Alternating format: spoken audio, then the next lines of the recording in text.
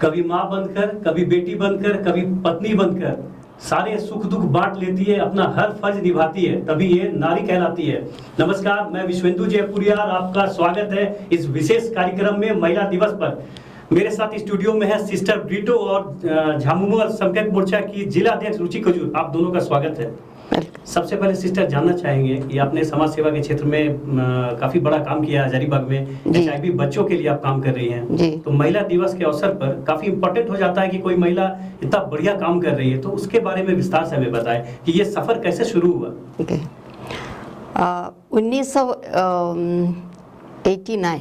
1989 में हम तो पहले बार HIV एड्स के बारे में सुना। जो HIV एड्स बारे में हम सुने तब तो हम यही सुना था उनको जेल में डाला गया था, क्योंकि बाहर जाके लोगों को ये बीमारी न फैले। उसको सुनने के बाद मेरे दिल में ख़राब से लगने लगा, क्योंकि किसको मिलने नहीं देते हैं। खान पान भी जो बहुत सारा भागवत करते थे, वो खाना फेंक के देते थे। वो सब पेपर में आना शुरू किया। हम पेपर में पढ़ने, न्यूज़ में ऐसे पढ़ते समय हमको बहुत दुख लगा। तो उसके बाद में मैं हमारा प्रभु यीशु से प्रार्थना करते रही, प्रभु हमको उधर में डाल दे, क्योंकि हम उनके लिए सेवा करें, क्योंकि वो भी मानव जाति है। हम लोग हर एक जन मानव जाति, गलती किसी से भी हो जाता है। तो ऐसे करके फिर उसमें क्योंकि उस समय में हजारीबाग में जो हम लोगों का जो प्रोविंशियल हाउस है, क्योंकि लीडरशिप में तो हम तो एक लीडरशिप में एक अंग थे, तो हम तुरंत हमको नहीं आ पाए। तो फिर उसको उसी में करने के बाद 2005 हम तो ये HIV एड्स पर काम करने शुरू हो गया। तो जैसे शुरुआत में शुरू की, बहुत कठिनाई हुई, क्योंकि हमको शुरुआत में अभी तक मालूम है, याद है वो घर अभी तक हमको याद है, क्योंकि एक घर में हम गए थे, हम लोग 2 सिस्टर लोग गए थे। और उधर में जो काम करने वाला हम लोग होली क्रॉस का नहीं है, दूसरा NGO कोई साथ में थे। उन्होंने बताया घर में HIV पॉजिटिव 2 लोग हैं। तो घर में गया तो दरवाज़ा ऐसे ही बंद कर दिया, एकदम गाली करने गया, बहुत सारा गाली दिए। आप क्या देखने आए हैं, क्या को देखने आए बोल के। हम उसको दिल का दुख समझ सकते थे, क्योंकि उसका दोनों बेटे HIV से पीड़ित थे, 2 बेटे मर गए, तो बहू लोग थे। क्योंकि से हम देख के बहू देखने मांग रहे थे, हम लोग से बात करने चाहते थे, उसके फादर लोग हमको कुछ करने नहीं दिए। तो हम लोग लौट के आ गए, दूसरे घर में गए तो उधर में दवा खा रहे। उन दिनों में हजारीबाग में दवा उपलब्ध नहीं था, वो जाते थे बॉम्बे से ला के खाते थे। तो ऐसे मेरा जर्नी उधर ही शुरू है, उनको देखते हुए कि बहुत सारा स्टिग्मा है, डिस्क्रिमिनेशन है, कोई उसके साथ मिलता नहीं। इतना तक गाँव में पानी पर लेने नहीं देते थे। उसके बाद मैं अवेयरनेस कैंपेन शुरू हो गया, उनके साथ हम लोग मिलके पूरा गांव घूमे। पहले शुरुआत हम लोग किया था विष्णुगढ़ में, हमारा सारे जिला में, उधर में सबसे ज़्यादा केसेस आता था। उधर शुरू करते फिर पूरा नेटवर्क हम लोग, फिर धीरे धीरे नेटवर्क भी शुरू हो गया। तो उसके बाद पूरा हजारीबाग जिला पूरा हम कवर कर दिए। उसके बाद हम लोग गिरिडीह जिला में भी किया। फिर हम लोग फिर गए छतरा जिला में भी गए, उधर में गए, और कोडरमा जिला, तो 4-5 जिले और रामगढ़ जिले, वो पूरा हम लोग कवर कर लिए। उसके बाद फिर हम देखे इन लोगों की स्थिति थोड़ा अच्छा होने लगा। फिर हम तो जैसे झारखंड एड्स कंट्रोल सोसाइटी में गए, तब तो उधर में हम लोगों को इन लोगों को दवा भी शुरुआत नहीं किए थे सर, उसके खरीदना पड़ता था किसी को, और किसी को जो BPL कार्ड है उनका दवा फ्री देता था, और दूसरा कहीं। उसके बाद फिर झारखंड एड्स कंट्रोल सोसाइटी में उन लोग दवा चालू किए। उसके बाद बहुत सारा राहत हुआ। और विनय चौबे जो IAS ऑफिसर DC थे, उन्होंने बहुत मदद किया, क्योंकि हम लोग ये पेशेंट लोगों को लेके जाना था हमको रांची दवा के लिए। उन्होंने गाड़ी अरेंज कर दी है, क्या कि इनको कुछ पैसा नहीं देना है। और जैसे पेशेंटों का नंबर बढ़ते गए, उन्होंने मिनी बस अरेंज कर दिए। तो महीना में 1 बार, महीना में 2 बार, जैसे संख्या बढ़ते गए, उन्होंने बहुत मदद किया, अभी तक मदद करते आ रहा है। उसके बाद फिर उनको कुछ होने के बाद फिर हम गांव घूमते थे। जो गांव में घूमते हुए हम देख के बच्चे को फिर परेशानी होने लगी, क्योंकि बच्चे तो जो इन्फेक्टेड बच्चे हैं दवा खाते नहीं हैं, और दवा छोड़ के चले जाए, क्योंकि सिंगल पेरेंटेड है अधिक से अधिक बच्चे, और कोई अनाथ बच्चे भी थे। हो सकता है बच्चे दादा के साथ, नहीं तो नानी के साथ, मामा मामी उन लोगों के साथ, वो लोग ज़्यादा फोकस नहीं करते दवा खाने के लिए। और माँ है, उन लोग कुछ रोजगार खोजते जाते हैं, दवा तब ना उन लोग खा पाएंगे, कुछ खाइए नहीं। तो उसका स्थिति देखते हुए फिर मैंने जो भी उस समय डीसी उस समय भी थे, उनसे मैं बात की, सर हम क्या करेंगे, ऐसा ऐसा स्थिति है, बच्चे स्कूल नहीं जा रहा है, पढ़ाई नहीं हो पा रहा है। तो हमसे पूछे क्या करना चाहती हो, बोले एक स्कूल हम लोग खोले। तो उसमें तो हम लोग कुछ स्कूल खोलने में मदद किए, तो स्कूल चालू किए। तो उस स्कूल, वही स्कूल हम लोग फिर जो जिला में हम लोग एक तो अनाथ विद्यालय है उसके साथ जोड़ दिए उसके, क्योंकि हजारीबाग जिला का खाली बच्चों को रखते थे, बाकी बच्चे कहाँ जाए। तो उसको स्थिति देखते हुए 2014 में फिर हम लोग होली क्रॉस ने अपने स्कूल खोला। अभी स्कूल खोल दिए तो 8वीं तक है, हम लोग कोशिश कर रहे हैं। तो बच्चे का भी डिमांड है और गार्जियंस का भी डिमांड है, हम लोग 10वीं तक जाए। तो जैसे बच्चे आ रहा तो दवा भी ज़्यादा फोकस हम लोग दवा में देते, ताकि अपने भी दवा खा पाए, बच्चों को सिखाते दवा खाना, पौष्टिक आहार। क्योंकि हम लोग देखते रहे रेजिडेंशियल स्कूल हमने इसलिए खोला, काफ़ी दूर दूर से बच्चे आ रहे, डेली अप एंड डाउन नहीं कर पाएंगे, और साथ साथ में इन लोगों का न्यूट्रिशन भी नहीं ठीक से, खान पान भी नहीं हो पा रहा। इससे हम लोग डेली मिल्क सब देते, प्रोटीन डाइट देते, हॉर्लिक्स देते और विटामिन देते, जो दवा है। तो उसमें जैसे बच्चे आते हैं बहुत कमज़ोर स्थिति में आता है, जैसे बच्चा फिर 1 महीना 2 महीने के बाद जैसे आर्थिक स्थिति चले जाता है, तो अच्छी तरह से हो रहा है। तो हम लोग इसी में हैं, कई नेताओं से मिले और उसको 10वीं तक हमको अनुदान चाहिए, क्योंकि तो बच्चे से फीस हम नहीं ले पाएंगे, उनके पास है ही नहीं, हम क्या फीस देंगे। तो सब कुछ फ्री है चल रहा है, इवन खान पान भी। तो हम लोग उसी के पीछे अभी जैसे हम लोग मिले तब तो बच्चे आगे बढ़ जाते, और बच्चे पढ़ाई करके निकले जो बच्चे हैं तो उन लोग ITI और वोकेशनल ट्रेनिंग कुछ बहुत सारा ट्रेनिंग कर चुका है, नौकरी भी कर रहा है। और दूसरा काम हम लोग जो कर रहे हैं, जो बच्चे बड़े हो गए पॉजिटिव टू पॉजिटिव, यानी इन्फेक्टेड बच्चे लड़का इन्फेक्टेड लड़की के साथ शादी भी हो रहा है, नहीं तो उन लोग जाके फिर इन्फेक्टेड बच्चे नॉन इन्फेक्टेड बच्चे के साथ किसी के साथ शादी करने से तो बीमारी फैलेगा ही। तो 3-4 शादी तो हो चुका अभी तो होली के बाद 3-4 का भी ऑलरेडी तय हो गया है, उन लोगों को भी शादी होना है, वही सब काम कर रहा है अभी। सिस्टर, आपने अपने कामों के बारे में विस्तार से बताया। जी, हजारीबाग में समाज सेवा की जब भी बात आती है या इस पूरे इलाके में, तो सिस्टर ब्रिटो एक बड़ा नाम है। मैं आपसे जानना चाहता हूँ कि मूलतः आप कहाँ की हैं और कैसे इस क्षेत्र में आप आई हैं, और कैसे ये पूरा ट्रांसफॉर्मेशन हुआ कि आप पूरी तरीके से समाज सेवा में जुड़ गए। जैसे मैं तो केरल से आई हूँ, मेरे पिताजी भी ऐसे सोशल वर्क करते थे, तो बचपन से ही मेरा को जो गरीब लोगों के बीच में काम करना बहुत सारा एक तो शौक था। जो पिताजी जो भी जाए गरीब लोगों के जाते, कभी कभी चावल बांटते थे, हम देखते थे, किसी को पढ़ाई के लिए पैसा देते थे, किसी को कपड़ा। हमको एक उदाहरण के लिए एक बच्ची आई थी मेरे घर में, पिताजी से तो स्कूल नहीं गई, तो पिताजी पूछे स्कूल क्यों नहीं गए बेटे, तो बोले यूनिफॉर्म नहीं था। तो तुरंत लेके गए उसको यूनिफॉर्म बनाने के लिए, तो बोले चलो यूनिफॉर्म बना लेते। तो दुकान में जाके उनको जो चाय बना दिए। उसके बाद वो बोली बड़ा पापा और मेरे पास और हमको और एक चाहिए, तो बोलने लगा। तो बोले क्या चाहिए, तो वो भी बताए। तो ऐसे करके जो उनको क्या चाहिए, तो बोले कल से स्कूल जाओगी क्योंकि आपका पढ़ने का टाइम है। तो बहुत सारा हम पढ़े, ऐसे काम सीखे मेरे पापा से, पिताजी से करने के बाद फिर वही करते आगे। फिर मैं होली क्रॉस समाज में ज्वाइन कर ली। ज्वाइन करने के बाद फिर एक्चुअली मैं प्रोफेशनली हम नर्स है, लेकिन अभी नर्स का काम कुछ नहीं चलता है, मेरा पूरा समाज सेवा उसी में जाते हैं कि सोशल वर्क सब वे ही करता है। अब फिलहाल में मेरे भाई भी बोले तुम तो पूरा दुनिया में ऐसे ही करते रहती हो, बोल के बताते हैं, क्योंकि मेरे घर में उन लोग सब बाकी भाई लोग भी वही करता है। मतलब ये से प्रोफेसर एक जन, यूनिवर्सिटी का प्रोफेसर एक जन, और एक जन बैंक मैनेजर है। तो फिर उन लोगों से जितना हो सकता है उन लोग भी मदद करते हैं, तो क्योंकि तो हमारे परिवार में है सर। सिस्टर, एक कटु सत्य है कि लोग जो लड़कियां हैं या कोई भी है इस तरीके से समाज सेवा के क्षेत्र में आना नहीं चाहते जी। एक्टर एक इंस्पायरिंग पर्सनैलिटी है, वो उसी राह पे जाना चाहते हैं, या स्पोर्ट्स स्टार कोई है। तो आपको कैसा लगता है ये सोच कर कि लोग अब आना नहीं चाहते इस प्रोफेशन में? खुद के लिए तो आपको सेटिस्फैक्शन लगता होगा कि मैंने ये काम किया है, लोगों की मैं सेवाएं कर रही हूं। बहुत सेटिस्फैक्शन रहता है, क्योंकि हम तो दूसरों, क्योंकि उनको भी अधिकार है हमारे साथ जीने का। तो वो गरीब जैसे भी गरीब हो गया, कैसे भी बीमारी हो, क्योंकि जैसे मैं HIV AIDS पर जो काम करने लगा, हमको बहुत नीच दृष्टि से को देखने शुरू किया। इतना था कि मेरे घर वाले भी मेरे विरोध में, मैं नहीं बोलूँगी विरोध में किया, लेकिन उन लोगों को बोलना है तुम अभी इसमें मत जाओ। मेरा विशेष करके सिस्टर इन लॉज, बहू लोग जो घर में आया उन लोग कुछ बोलने लगे, तो हम बोले नहीं आप लोग जो भी करें मैं इस काम में करूँगी, क्योंकि हम देख रहे हैं इन लोगों को कितना परेशानी होती है। हमसे ज़्यादा नहीं कर पाए, कम से कम हजारे पे जिला में किसी काम करे उतना तो हो जाए, ऐसा करके मदद करने शुरू किए।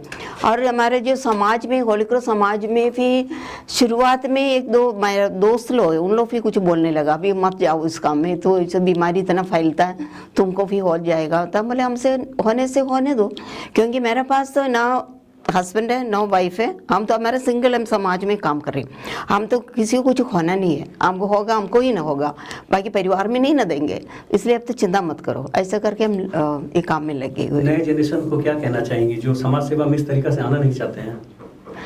नया समाज को मैं बोलूँ सबको प्यार करो, जो वही सब जो पॉजिटिव एटीट्यूड के साथ जीने से, कोई बीमारियां से फैलने वाला नहीं है। तो कुछ जैसे हम लोगों को जो हर एक जन को हम लोग साथ में लेके चलना है। हम हमारा दिल में जितना प्यार है दूसरों के प्रति वो प्यार आप बांटने शुरू करो, तब तक क्योंकि पॉजिटिव एनर्जी पूरा अपने को क्रिएट हो जाएगा। नेगेटिव एनर्जी के बदले पॉजिटिव एनर्जी आप प्रोड्यूस कर लीजिए, वही हमको बताना है। रुचि जी, आप पॉलिटिक्स में नई हैं, लेकिन अब नई रही नहीं, क्योंकि आपने खुद को स्थापित कर लिया। तो जानना चाहूँगा आपसे कि पॉलिटिक्स में अब तक का अनुभव आपका कैसा रहा है? मेरा अनुभव जो रहा है वो बहुत, अभी तक का बहुत अच्छा अनुभव है। मेरी ज़िंदगी का मैं कह सकती हूँ बहुत बेहतरीन पल रह चुके हैं। और जिस तरह से मैं भी चाहती हूँ कि अभी के यंगस्टर्स हमेशा आगे आए सामाजिक तौर पे, मगर सबको ही को लगता है कि अभी जो मेरे बैच के लोग हैं, तो बहुत लोग को मैंने बोला कि आप भी आओ पॉलिटिक्स में, आप भी समाज सेवा में अपना बनाओ अपना जगह। तो मैं कोशिश तो करती हूँ जहाँ तक सब मोटिवेट हो जाए, मगर वही हो जाता है सब कि कहीं कहीं सबके परिवार में सब कोई बोलते हैं जॉब करना है ज़्यादा ज़रूरी, जॉब ज़्यादा ज़रूरी है लाइफ को चलाने के लिए। वो वेटेज पॉलिटिक्स को नहीं मिलता। हाँ जी, वेटेज नहीं मिल पाता है, मगर अपनी तरफ से अपने कोशिश करती हूँ मैं कि सब आए, सबका हिस्सेदारी हो समाज में, तभी समाज हमारा आगे बढ़ पाएगा। और आगे का जो जनरेशन डिपेंड करता है हम लोग पे। अगर हम लोग कुछ सिखाते हैं तो ही वो लोग देख के नेक्स्ट जनरेशन को वो सिखा पाएंगे। मैंने भी कभी सोचा था कि महिलाओं के लिए पॉलिटिक्स नहीं है, लेकिन आपने इसको गलत साबित किया और बहुत लग के आपने खुद के लिए एक जगह बना लिया। तो इतने दिनों में आपको क्या लगता है महिलाओं के लिए पॉलिटिक्स में जगह है कि नहीं? परेशानियां हैं उनके लिए आगे बढ़ने में? परेशानी नहीं आती है जब तक आप पॉजिटिव है, और किसी चीज़ को भी आप नेगेटिव वे में अगर आप लोगे, अगर कोई नेगेटिव कहता है कि नहीं पॉलिटिक्स नहीं है महिलाओं के लिए, और उस चीज़ को आप पॉजिटिवली लीजिए। मैं तो यही कहूँगी, मैं आज तक हर एक नेगेटिविटी को पॉजिटिवली लिए है, तो इसलिए आज हम इस मुकाम में हैं। और अगर हम चाहेंगे कि सभी अपना हिस्सेदारी। महिलाओं को लेकर काफ़ी बातें आ रही है, बहुत अत्याचार जो हो रहा है, आप अखबार में पढ़ती होंगी हर दिन। महिला दिवस है, आप क्या कहना चाहेंगे इस पर? कैसा लगता है ये पूरा देख के कि हम रात में घूम नहीं सकते, कहीं जा नहीं सकते, बहुत बंदिशें हैं महिलाओं के लिए, लड़कियों के लिए, तो बहुत बुरा लगता है ये देख के कि लड़कियां मर्जी से अपनी घूम नहीं सकती है, जबकि उसके उलट लड़के जा सकते हैं, देर रात तक पार्टी कर सकते हैं। इस पर आप क्या कहना चाहेंगे? जी, ये मैं तो देखती हूँ और अखबार में पढ़ती हूँ कि यहाँ छिड़कानी हो गया, यहाँ पे रेप केसेस काफ़ी बढ़ते रहते हैं, घटते रहते हैं। मगर सोच अगर इंसान का अच्छा हो और किसी अच्छी चीज़ के लिए अगर हम लोग अपना सोच रख रहे हैं, तो वो ज़रूर सोच जो आपका कार्य है वो बहुत अच्छा पॉजिटिवली आगे बढ़ेगा। मैं तो चाहती हूँ कि जितना शिक्षा के तौर पे सब पढ़ रहे हैं, क्यों अनइक्वल के तौर पे देखा जाता है कि लड़की अगर 12 बजे रात में घूम रही होगी तो ये गलत हो सकता है, और लड़के जब घूम रहे हैं 12 बजे तक रात तो ये बहुत सही। अपना सोच को बदलने की ज़रूरत है, सोच बदलेगा तभी आगे बढ़ सकते हैं सब। ये सोच किनको बदलेगी? अभिभावकों को? सभी को। क्योंकि शुरुआत तो वहीं से हो रहा है, घर से ही आप बोल दे रहे जी हैं। जी शुरुआत तो घर से ही हो रही है। हाँ जी, सभी को बदलने की ज़रूरत है। चाहे हम लोग के पहले जनरेशन को बदलने की ज़रूरत है, हमको बदलने की ज़रूरत है, और आने वाले जनरेशन को बदलने की ज़रूरत है। तभी ये अब माता पिता को भी समझाना चाहिए कि लड़कियां हमेशा इक्वल हैं आपके। लड़कियां कोई अदर प्लैनेट से नहीं आई हैं, यहीं पैदा हुई है। जिस तरीके से आप पैदा हुए हैं उसी तरीके से लड़कियां भी पैदा हुई है। तो ये जो डिफरेंसेस जो है ना, लड़का एंड लड़की के बीच में डिफरेंसेस मानसिकता तौर पे उसमें बदलाव हाँ स्टार्ट कर देते हैं कि नहीं ये लड़की, जैसे एक एग्जांपल, छोटा मैं एग्जांपल देना चाहूंगी कि जैसे लड़के रोते नहीं हैं, कहते हैं कि लड़के के आंख में आंसू नहीं आते। ऐसा क्या? सबके अंदर इमोशंस भावनाएं हैं तो आंसू तो भावनाएं निकलेंगी, हैं और वो आंसू तो गलत है। निकलेगी। वो लोग पहले ही मेंटली लड़कों को ऐसे बना देते हैं कि नहीं आप लड़के हैं, आपको रोना नहीं है, और लड़कियां चाहे जितना भी रो ले उसको चुप कराने के लिए कोई नहीं आता है। तो ये जो मेंटालिटी है ना, ये सबसे पहले हटाना चाहिए हम लोग को। तो आप पॉलिटिक्स में हैं, एक्टिव पॉलिटिक्स में हैं और काफ़ी एक्टिव भी रहती हैं पॉलिटिक्स में। आप लड़कियों के लिए क्या करना चाहती हैं, कहाँ तक जाना चाहती हैं? रुचि कुजूर शुरुआत अभी हुआ है पॉलिटिक्स में, वो कहाँ तक जाना चाहती है और क्या करना चाहती है हजारीबाग के लिए, यहाँ की लड़कियों के लिए? मैं हजारीबाग को उस तरीके से देखती हूँ जैसे ये मेरा पूरा हजारीबाग गांव है, मेरा ही खुद का है, घर कह सकते हैं। तो मैं चाहूँगी शिक्षा के क्षेत्र में भी आगे बढ़े और सामाजिक तौर पे जो घटना होती है वो कम हो जाए, और सामाजिक अपना जो हम सब अपना कंट्रीब्यूशन दे, छोटा ही कंट्रीब्यूशन क्यों ना हो, वो बहुत बड़ा ही साबित हो जाता है। और मैं चाहूँगी पूरा झारखंड, पूरा इंडिया हमारा जो 8 मार्च को हम लोग महिला दिवस मनाते हैं, उस तरीके से हमेशा आदर करें महिलाओं का। जिस तरह का बहुत महिला झेलती हैं अलग अलग तौर पे, कभी गालियाँ मिलती है महिलाओं को, कभी नीचा दिखाया जाता है, तो ये सब थोड़ा कम हो। मैं तो चाहूँगी पर्सनली, मैं अगर इस क्षेत्र में अगर मैं कहूँ कि हाँ मुझे ये सब खत्म करना है, तो मैं वो भी एक मोर्चा खड़ा कर दूंगी कि हाँ ये जो महिला के तरफ जो बुरे सोच है वो चीज़ को बदलने की ज़रूरत है। सिस्टर, आपने काफ़ी लंबा काम किया है जी। समाज सेवा के क्षेत्र में, जी। तो ऐसा आपको फील हुआ कि लोग महिलाओं के साथ गलत व्यवहार करते हैं या काम करने में दिक्कत आता है इस क्षेत्र में? पर्सनली मेरे को नहीं हुआ है। अब जैसे बाहर में जाती हूँ, कभी बहुत देर करके भी आती है, तो फिर मैं कभी अकेले भी आती हूँ गाड़ी में, तो ऑफकोर्स हमारा गाड़ी अपना व्हीकल, छोटा व्हीकल है, तो उसमें आने जाने सब करते, कुछ दिक्कत अभी तक हुआ नहीं है। तो काफ़ी लोग मेरे को रिमार्क भी है, you are an iron lady, ऐसे बोलते हैं, डरते नहीं, कहीं निकल जाते हो। लेकिन HIV के साथ काम करने से हो सकता है उन लोग सोचते होंगे ऐसा काम करती है, इसलिए भी हमको कुछ, अभी तक हमको कुछ परेशानी नहीं हुई। सिस्टर, 2000 से आप काम कर रही हैं? 2005 से। 2000 में HIV का केसेस आना शुरू हुआ था विष्णुगढ़ में और झारखंड में रिपोर्ट हुआ था जी। 2000 और 2021 कितना कमी आया है और कितने जागरूकता है ये लोगों में से?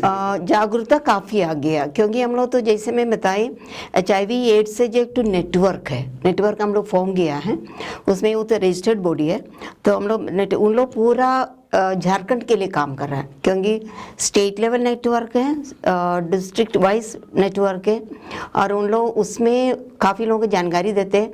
अभी सरकार की तरफ से काफ़ी हम लोग तो जैसे विनय चौबे जी ने उन्होंने शुरू किया, क्योंकि हम पूरा तारीफ उसी को दे दूंगी, पूरा क्रेडिट उसको दे दूंगी, क्योंकि जैसे मैं उसके पहले जो DC थे उनसे मैं बात की, मैम इन लोग से कुछ नहीं कर पाते, आप कुछ सोशल वेलफेयर से कुछ फंड दिया सकता है, तो बोले नहीं बोले थे। लेकिन जैसे विनय चौबे जी अपने खुद बोले हम उनको दे देंगे, तो अभी उन लोगों को 1000 रुपीज़ पर मंथ मिलता है, जितना फी है।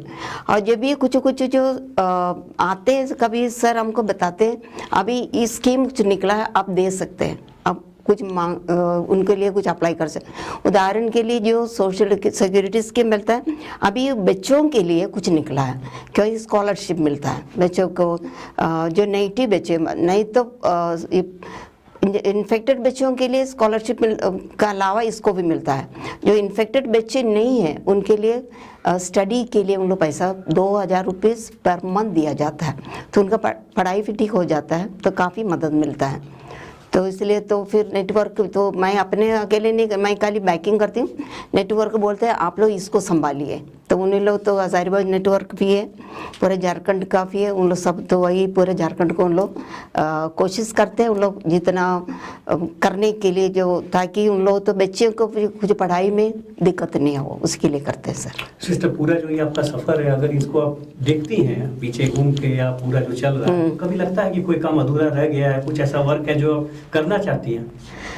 इसमें यही है सर, क्योंकि जैसे अभी मैं बताई, इन लोगों को नौकरी में थोड़ा दिक्कत हो रहा है, क्योंकि जो HIV पॉजिटिव वालों के लिए हम कैसे नौकरी किधर से दे, क्योंकि कोई संस्था इन्फेक्टेड बच्चों के लिए नौकरी देने कोई नहीं चाहता है, जो पता लग जाता है तो बिना बता के हम तो नौकरी तो ढूंढने भी नहीं सकते हैं।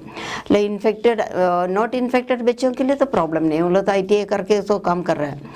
जब भी कुछ ट्रेनिंग के लिए हम करने चाह रहे हैं, तो छोटा छोटा काम भी, यानी ओकेशनल ट्रेनिंग उन लोगों से नहीं करा पाते, क्योंकि उन लोग सोचते हैं दवा खाते वो लोग कर पाएंगे, नहीं करे, लेकिन उसमें भी ताकत है।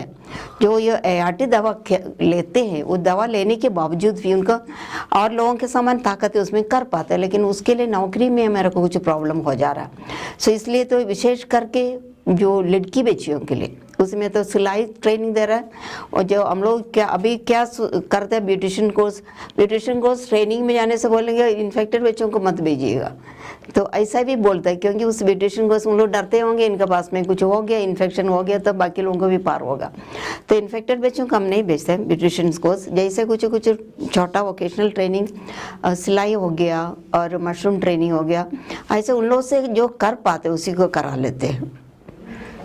आपको इसमें मदद रुचि जी से मिल सकती है। रुचि जी, आपसे जानना चाहेंगे, सिस्टर जो बता रही है, क्या आप इस बातों को सरकार तक लेके जाएंगे? जी ज़रूर, मैं चाहूँगी। अब जो अभी भी आप देख सकते हैं, समाज में हम लोग का अनटचेबिलिटी बहुत है एकदम। जैसे जैसे सिस्टर कह रही है कि बच्चों को इन्फेक्टेड है तो हम अपने क्लास में आने बंद कर देंगे, या ऑफिस एग्जाम्पल में अगर कोई ऑफिस में भी चला गया, हमको लगता है उनको समाज से अलग ही देखा जाएगा, तो ये चीज़ नहीं होना चाहिए। तो हम लोग को अपने आप में बदलाव है। अब आप इतना पढ़ लिख के भी आप अनपढ़ जैसे कर रहे हैं, तो फिर ये चीज़ तो आप में ही नेगेटिव पॉइंट है। ये जरूरी है समाज के लोगों को सरकार तक लेके जाएंगे इनकी बातों को? जरूर मैं लेके जाऊंगी। रुचि जी, आप पॉलिटिक्स में हैं और लड़कियां पॉलिटिक्स में बहुत कम हैं। हजारीबाग में मुझे नहीं लगता है कि नई लड़कियां पॉलिटिक्स में जिस उम्र में आप आई हैं, मैंने बहुत देखा नहीं आज तक किसी को भी। तो कैसा लगता है जब आप किसी प्रोग्राम में जाती हैं या कहीं बड़े प्रोग्राम पे, देखा रांची में भी शामिल होती हैं, तो उस वक्त कैसा आपको लगता है ये, या आपको कैसा वहाँ पे ट्रीटमेंट मिलता है? मैं कहीं भी प्रोग्राम में जाती हूँ, मुझे वही रिस्पेक्ट लोग देते हैं, और मैं चाहती हूँ कि जो रिस्पेक्ट हम मुझे दे रहे हैं वो सबको मिले। मतलब बहुत कहीं होता है कि दबाने की कोशिश होती है लड़कियों को, मगर मैं अभी तक ये फील नहीं मुझे हुआ है अभी तक, क्योंकि मेरे तरफ से हमेशा पॉजिटिव ही रहे। हम मेरे तरफ जो भी प्रोग्राम रहा या कोई भी फंक्शंस रहते हैं वो हमेशा पॉजिटिव ही रहते हैं। तो अभी तक मैं मतलब राजनीति में आपको अभी तक राजनीति दिखी नहीं कि कोई लेग पुलिंग कर रहा है कि ये आगे बढ़ रही है तो उसको आगे बढ़ने नहीं दो? कहीं होते हैं, मगर वो मैनेज हो जाता है। कहाँ लेग पुलिंग नहीं है, होते ही हैं, लगभग छोटे तौर पे होते हैं, मगर सब मैनेज है। अब क्योंकि सबके माइंड सेट हो ही गए हैं कि नहीं, लड़कियां भी आ रही है, उनको भी जगह देने की जरूरत है, तो मानसिकता कभी। आपके पेरेंट्स का क्या रिएक्शन था जब आपने कहा कि मैं पॉलिटिक्स ज्वाइन करूंगी? मेरे पेरेंट्स पहले बोले कि बेटा जॉब करो, उसके बाद तुम ये सब करते रहना। तो फैमिली की तरफ से तो स्टार्टिंग में सपोर्ट नहीं मिला, मगर फिर देखे कि नहीं है कर रही है तो चलो हम लोग सपोर्ट में हैं, अब तुम आगे बढ़ो, हम लोग पीछे हैं। तो जनरली जो भी परिवार है भारत में वो ऐसे ही रिएक्शन देते हैं लड़कियों को पॉलिटिक्स में जाने के नाम पर। तो आप लड़कियों को क्या मैसेज देना चाहेंगी? मैं यही कहूंगी कि जो आपको अच्छा लगता है उस क्षेत्र में आप आगे बढ़ जाइए, क्योंकि आपके पास जो टैलेंट है उस हिसाब से अगर आप आगे बढ़ेंगे तो आप ज्यादा नाम कमाएंगे। बहुत बहुत धन्यवाद कि आप दोनों स्टूडियो में आई और इस सार्थक चर्चा में भाग लिया। तो अगली बार फिर किसी नए अतिथि के साथ मिलता हूँ। धन्यवाद। Thank you.